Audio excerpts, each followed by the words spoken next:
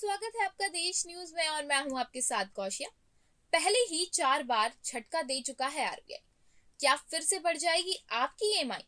भारतीय reserve bank की monitoring policy committee की बैठक आज से शुरू होने जा रही है, इसलिए हम ये चीज कह रहे हैं क्योंकि इसमें उम्मीद जताई जा रही है कि 5 से 7 दिसंबर तक चलने वाली बैठक में केंद्रीय बैंक एक बार फिर से रेपो रेट में इजाफा कर सकता है।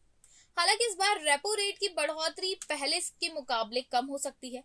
रिजर्व बैंक ब्याज दरों में 25 से 35 बेसिस पॉइंट की बढ़ोतरी कर सकता है। रेपो रेट का मतलब क्या होता है, आइए अब ये समझते हैं। रेपो रेट का मतलब है रिजर्व बैंक द्वारा अन्य बैंकों को दिए जाने वाला कर्ज की दर। बैंक इस चार्ज से अपने ग्राहकों को लोन प्रदान करता है। रेपो रेट कम होने का अर्थ है कि ग्राहक अब कम दामों में भी होम लोन और व्हीकल लोन जैसे लोन के कर्ज के दर सस्ते हो जाएंगे। लेकिन ऐसा माना जा रहा है कि महंगाई पर काबू पाने के लिए रिजर्व बैंक ब्याज दरों में बढ़ोतरी कर सकता है। हालांकि महंगाई दर में गिरावट आई है, लेकिन ये अभी भी रिजर्व बैंक के तय लक्ष्य से ऊपर बनी हुई है। अक्टूबर 2022 में खुदरा महंगाई 6.77% रही थी। वहीं केंद्रीय बैंक ने रिटेल इन्फ्लेशन को 2 से 6% के दायरों में रखने का लक्ष्य तय किया हुआ था।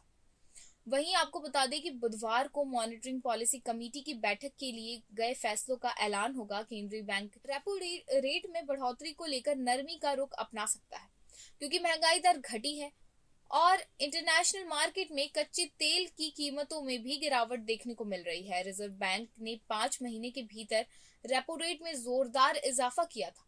महंगाई पर काबू पाने के लिए केंद्रीय बैंक इस साल मई से सितंबर के बीच रेपो रेट में 4 बार इजाफा कर चुका है। इस साल की बात करिए तो रेपो रेट बढ़ने की शुरुआत मई के महीने से हुई, जब बिना किसी पूर्व सूचना के आरबीआई ने आनन फानन में एमपीसी की बैठक बुलाई और रेपो रेट में 0.40% का इजाफा कर दिया।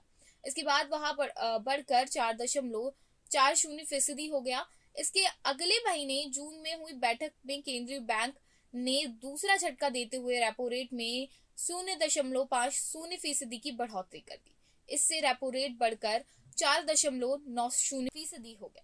अगस्त के महीने में रिजर्व बैंक ने रेपो रेट में 0.50% का इजाफा करते हुए तीसरा झटका दिया और ब्याज दर बढ़ाकर 5.40 पर पहुंच गई।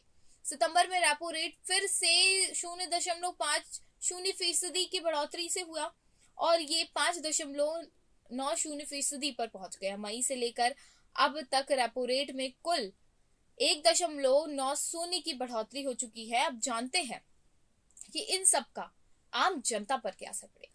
रेपो रेट में हुई बढ़ोतरी का असर आम लोगों की जेब पर पड़ेगा। बैंक होम लोन से लेकर कार लोन तक महंगा कर देंगे और लोगों की ईएमआई भी बढ़ जाएगी। मिला जुला कर सरकार फिर जनता की जेब खाली करवाएगी। धन्यवाद। खबर में फिलहाल इतना ही। बने रहे देश न्यूज के साथ।